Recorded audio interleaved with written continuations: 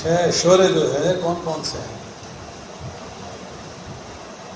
समस्त बल के स्वामी, उनसे ज्यादा बलवान कोई नहीं। समस्त धन के स्वामी, उनसे ज्यादा धनवान कोई नहीं। समस्त सौंदर्य के स्वामी, उनसे ज्यादा सुंदर और कोई नहीं।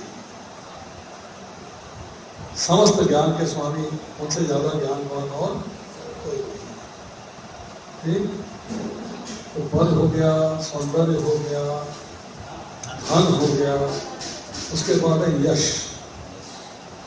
उनसे ज्यादा यश किसी के पास नहीं है। लास्ट में है त्याग, उनसे बड़ा त्याग करने वाला और कोई नहीं। जब हम भागवत पढ़ते हैं, कुरान पढ़ते हैं, लीलाएं पढ़ते हैं, तो हमें सब गुणों की व्याख्या मिलती है कि भगवान ने कौन कौन से गुण उन्होंने कहाँ कहाँ प्रकट किए। अब उसमें से एक गुण है बलशाली होना। बल, आप में बहुत बल है, आपको कैसे पता? पता है आपको? ये लड़की बहुत बलशाली है, इसे कैसे पता मुझमें बहुत शक्ति है? मालूम है? नहीं। कैसे पता लगेगा कि मैं बहुत बलशाली हूं, मेरे में बहुत शक्ति है? तो बल को टेस्ट करना, टेस्ट मतलब बल का प्रदर्शन करना पड़ेगा। जैसे आज हम देखते हैं कि देश के अंदर, विदेश के अंदर कुश्ती की ओलंपिक होता है, एशियाड गेम्स होती है, कुश्ती की योजनाएं होती हैं, लड़ा जाता है, क्रिकेट का है, हॉकी का, हर खेल का कोई ना कोई कंपटीशन होता है।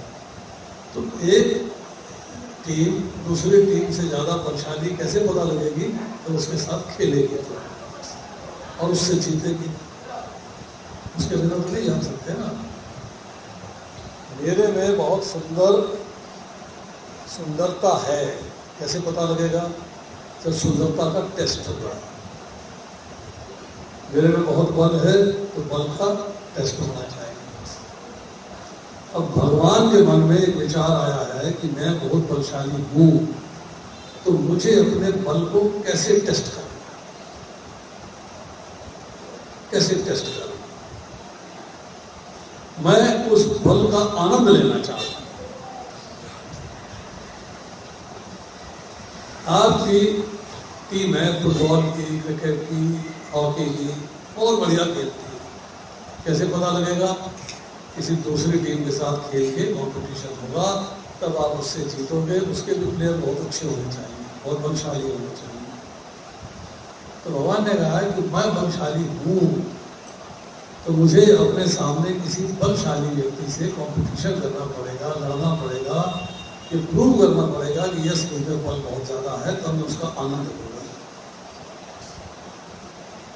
योग माया जो भगवान के सारे कार्यकलापों का अरेंजमेंट करती है, इंतजाम करती है। आगे आ जाओ लोग, थोड़ा आगे आ जाएंगे, पीछे और लोग आगे आगे आ जाएंगे। योग माया ने इमीडिएट अरेंजमेंट किया है। योग माया ने इंतजाम किया कि भगवान अपने बल का, अपनी शक्ति का प्रदर्शन कर सके, अपनी शक्ति का टेस्ट कर सके। किसी के साथ लड़कर ही वो टेस्ट प्राप्त किया जा सकता है। योग माया क्या करती है? कहती है कि भगवान के बराबर का बलशाली व्यक्ति होना चाहिए। है कौन? जय, एक विजय। तो भगवान के दो द्वार पानी दरवाजे पे रहते हैं भगवान के, एक का नाम है जय और एक का नाम है विजय। उनके रास्ते से जो है युद्ध करके, उनके साथ बल का प्रदर्शन करके भगवान को पता लग जाएगा कि मेरे लिए कितना बल है, और उस बल का आनंद लेंगे। और जय विजय जो भगवान के द्वार पाल है, भगवान से लड़ेंगे क्यों? झगड़ा क्यों करेंगे? लड़ाई क्यों होगी? युद्ध क्यों होगा? उसका आनंद होना चाहिए ना, कुछ कारण होना चाहिए। तो ब्रह्मा जी के चारों कुमार जो हैं भगवान के दर्शन करने के लिए आ रहे हैं। योग माया ने अरेंजमेंट किया कि ब्रह्मा जी के चारों कुमारों को भगवान का दर्शन करने से रुकवा दिया जय और विजय के द्वारा कि अभी आप अंदर नहीं जा सकते, हम भगवान से मिलना चाहते हैं, हम ब्रह्मा जी के पुत्र हैं, आप हमें कैसे रोक सकते हो, आप हमसे नहीं मिल सकते। अभी वो रेस्ट पे आराम कर, उनको द्वारपालों पे क्रोध आ गया, हमको रोक दिया। अब 5 वर्ष के चारों कुमार विद्वान ब्रह्मा जी के पुत्र अब भगवान के दर्शनार्थ आए हैं, हमको रोक दिया जा रहा है, बड़ी गलत बात है। तो उन चारों ने जय और विजय को श्राप दिया कि जाओ पृथ्वी पर असुर योनि ग्रहण करो, असुर बनो जाना। कब तक बने तो निश्चित नहीं किया। असुर का मतलब यह है कि जय विजय का स्थान अब रिक्त हो गया है, वो भगवान के द्वारपाल नहीं रहे हैं, अब वो जो है असुर योनि में जाके पृथ्वी पर भ्रमण करेंगे, पृथ्वी कार्य करेंगे। तब उन्होंने क्षमा याचना करी, माफी मांगी। जब क्षमा याचना करी, मैंने कहा ठीक है, हम तुम्हें क्षमा प्रदान करते हैं, परंतु जो श्राप दिया जा चुका है उसको रिवर्स नहीं किया जा सकता, वापस नहीं किया जा सकता। हाँ, उसका स्ट्रेंथ, श्राप की शक्ति कुछ कम की जा सकती है। क्या शक्ति कम कर रहे हैं? शक्ति कम ये करी कि तुम 3 योनि तक असुर योनि में रहोगे, 3 जन्म तक असुर योनि में रहोगे, उसके बाद तो असुर योनि से छूटकर वापस अपने स्थान पर लौट आओगे। अब वो तीनों को जो है पहली जो जन्म प्राप्त हुआ, पहला जन्म था हिरण्यकशिपु और हिरण्याक्ष का। दूसरा जन्म जो प्राप्त हुआ वो था रावण का और पवन का।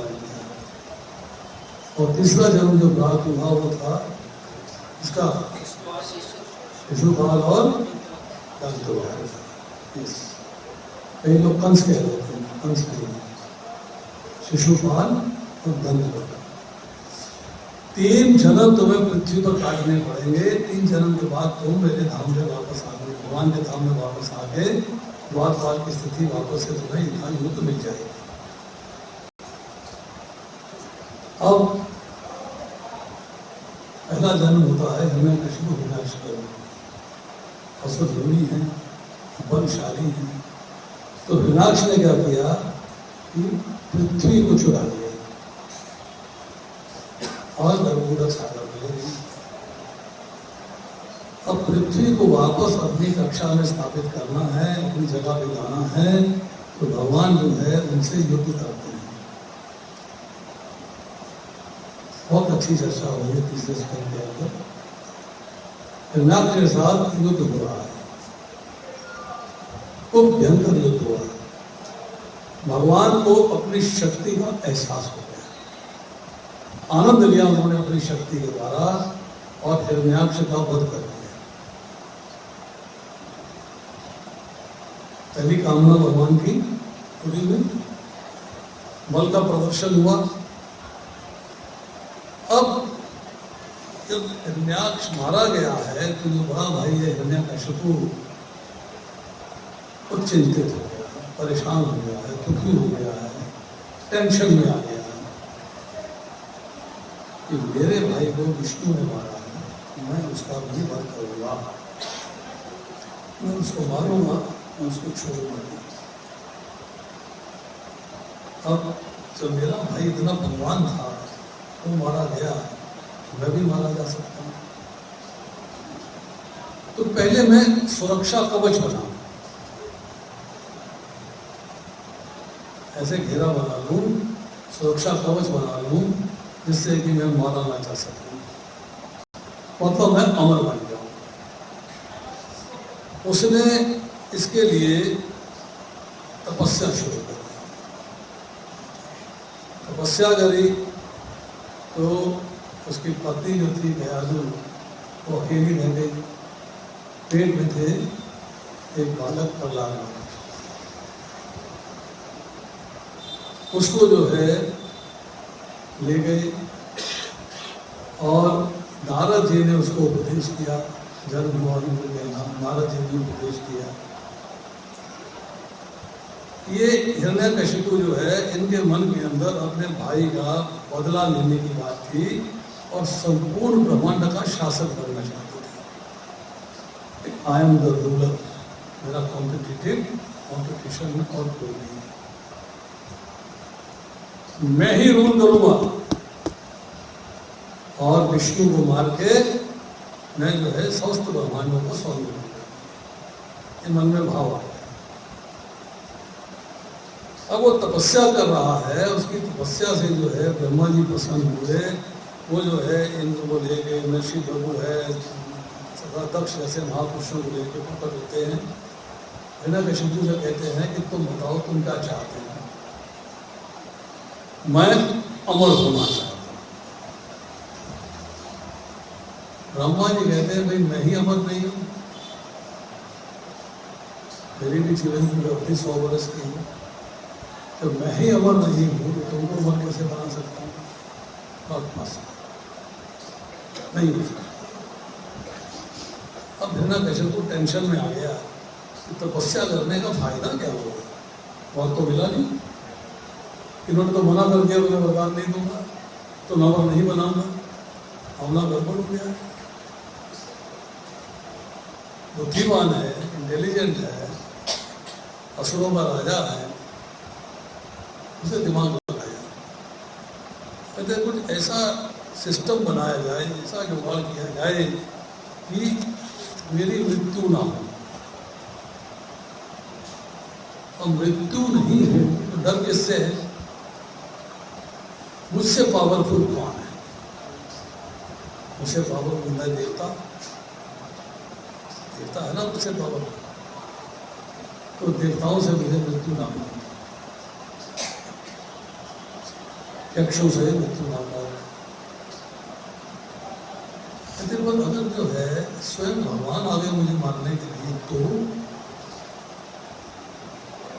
तो क्या होगा? मनुष्य आगे तो क्या होगा? तो मुझे जो है मनुष्यों से भी मृत्यु प्राप्त नहीं। मैं आकाश में नहीं मरना चाहता, मैं धरती पे नहीं मरना चाहता, मैं दिन में नहीं मरना चाहता, मैं रात में नहीं मरना चाहता, मैं किसी अस्त्र और शस्त्र से नहीं मरना चाहता। उसने अपनी तरफ से एक सुरक्षा चक्र बना लिया कि सारे अगर मुझे वरदान मिल जाते हैं तो मैं सेफ हो जाऊंगा, मुझे कोई मार नहीं पाएगा। सेफ होने का मतलब है अमर हो गया। अमरता का वरदान नहीं मिला, परंतु इनडायरेक्टली उल्टे तरीके से उसने अपने आप को अमर बनाने के लिए जो है सारे इंतजाम किए। जब उसे ये सब कुछ मिल गया है, अब वो निरंकुश हो गया। अब जो है वो शैतानी में आ गया। अब लक्ष्य क्या है? विष्णु को मारना। इस दौरान में उसकी संतान हो जाती है प्रहलाद महाराज, क्योंकि उनको गर्भ के अंदर ही नारद जी के द्वारा ज्ञान प्राप्त हुआ था, तो उनका जो है भगवान के प्रति प्रेम है। अभिमन्यु को चक्रव्यूह भेदन का ज्ञान सुभद्रा के गर्भ में हुआ था। तो अर्जुन कथा सुना रहे थे तो वो सुन रही थी। जब चक्रव्यूह से बाहर निकलने की बात आई तो सुभद्रा सो गई। अभिमन्यु को चक्रव्यूह भेद के उससे बाहर निकलने का मार्ग नहीं आता था, और चक्रव्यूह के अंदर जाके कार्य करने का कार्य आता है। अब हिरण्यकशिपु जो कि गणकश हो चुका है, और प्रहलाद महाराज जो है वो भगवान के भक्त बन चुके हैं। मेरी भक्ति करो, मैं ही भगवान हूं, मुझसे बढ़कर और कोई भगवान नहीं है। तुम्हें भक्ति केवल मेरी करनी है, मेरी करनी है और मेरी करनी है। अब उसने जो है शुक्राचार्य है असुरों के गुरु, उनके दो पुत्र हैं शंड और अमर। उनको जिम्मेदारी दी कि तुम प्रहलाद को ज्ञान दो और इसकी भक्ति मेरे में लगाओ, विष्णु से हटा के कि मेरा भक्त बने, कि मेरी पूजा करे, मुझे नमस्कार करे, मेरे गुणगान करे, मेरी मेरी मेरी जो है भक्त बन के मेरा ही समर्पण करे और किसी के प्रति नहीं। षंडवर जो है गुणवान थे, बुरी तो थे ही, शुक्राचार्य के पुत्र थे, और जो प्रहलाद महाराज को कर्म में ज्ञान मिला था वो गुण षंड अमर के गुण से ज्यादा था। तो षंड अमर जो है वो फेल हो गए, ज्ञान दे रहे हैं वो ले रहे हैं पर पालन नहीं कर रहे। करते वही है कि प्रहलाद महाराज की अपनी मर्जी है, और अपनी मर्जी क्या है? विष्णु भक्ति करनी, तो उनके कहने में नहीं है।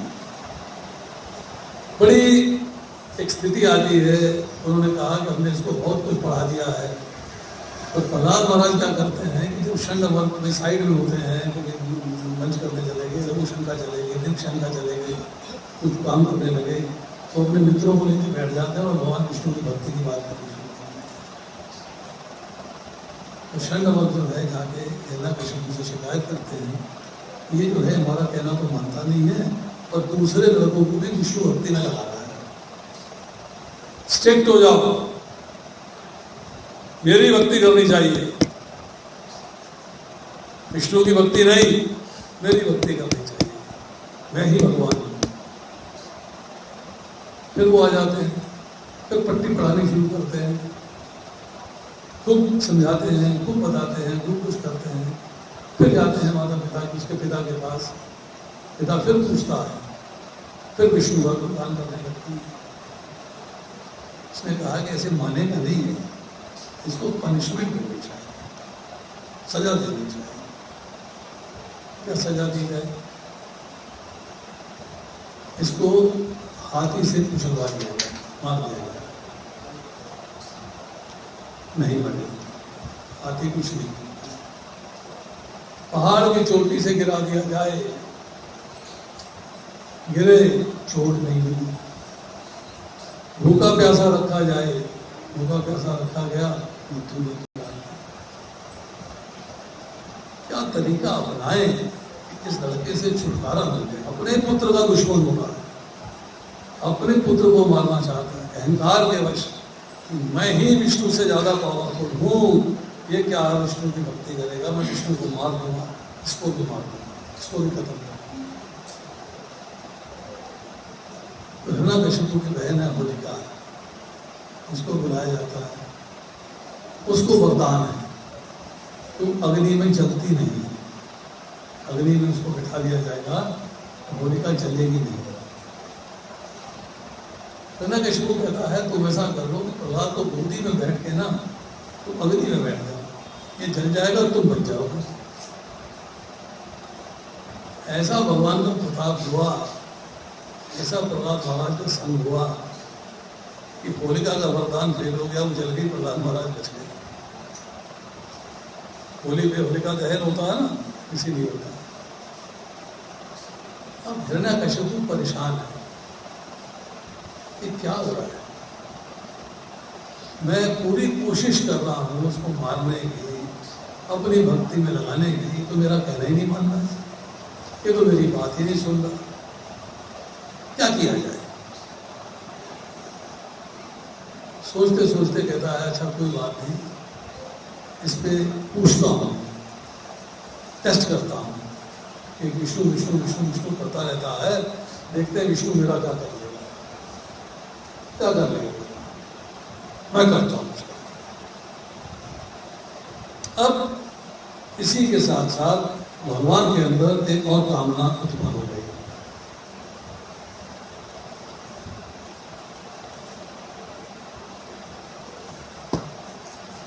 कामना क्या आ रही है कि मैंने जो है फल का आनंद तो ले लिया,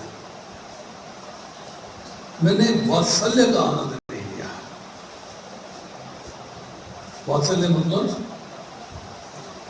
पिता का प्रेम पुत्र के प्रति, पुत्र के प्रति, माता का प्रेम पुत्र के प्रति, पुत्री के प्रति वात्सल्य। वो लीला तो हुई नहीं, मैं तो वात्सल्य का आनंद लिया। मैं उस आनंद को लेना चाहता हूँ। जब आनंद को लेना चाहते हैं तो भगवान के मन की इच्छा भी पूरी होनी चाहिए। तो इधर से जो है प्रहलाद महाराज को बुलाया जाता है और उनसे पूछा जाता है कि बताओ, तुम विष्णु विष्णु विष्णु करते रहते हो, मैं अगर तुम्हें मार दूंगा विष्णु तुम्हें बचाने आएंगे? बिल्कुल आएंगे, क्यों नहीं आएंगे? तो अवश्य बचाने आएंगे। कहाँ है विष्णु? बुलाओ उसको। कहाँ? सर्वत्र, सब जगह भगवान विष्णु सब जगह उपस्थित, सर्वत्र है। इस खंबे में है, तो हाँ खंबे में है। हिरण्यकशिपु ने उल्टी वाली और चोट से प्रहार किया खंबे को, खंबा फट गया, टूट गया। उसमें से एक आकृति निकली, नीचे का हिस्सा मनुष्य का, ऊपर का हिस्सा शेर का, नरसिंह, नरसिंह भगवान। जब आखिरी निकली तो उनके दो रूप। पहले आकृति थी उग्र, उग्र मतलब क्रोध में, कि मेरे भक्त को सताया जा रहा है, मेरे भक्त को प्रताड़ित किया जा रहा है, तो मैं क्रोध में हूं। तो नरसिंह भगवान प्रकट होने के बाद वहां पर जैसे शिव जी ने तांडव नृत्य किया है, ऐसे नरसिंह भगवान तांडव नृत्य करते हैं, युद्ध होता है। उनको पता है भगवान को कि ब्रह्मा जी ने क्या वरदान दिया हुआ है, और मैं ब्राह्मणों की रक्षा करने वाला हूँ। नमो ब्रह्मण्य देवाय भव ब्राह्मण हिताय च। मैं भव और ब्राह्मणों की रक्षा करने वाला हूँ। अगर मैं विष्णु रूप में आता और इसको मार देता तो ब्रह्मा जी का वरदान छूटा पड़ जाता। इसलिए मैंने आधा नर और आधा सिंह का शरीर प्राप्त, उस शरीर में प्रकट हुआ। और समस्या फिर वही, दिन या रात, पृथ्वी या आकाश, अस्त्र या शस्त्र।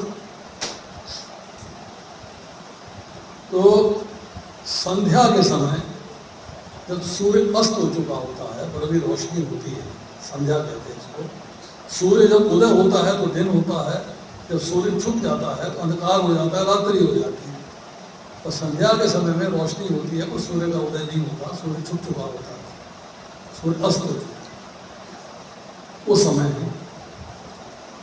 और धरती पे तो नहीं मारूंगा, आकाश में मायावी खेल खेल के भी नहीं मारूंगा, और अंदर भी नहीं मारूंगा और बाहर भी नहीं मारूंगा।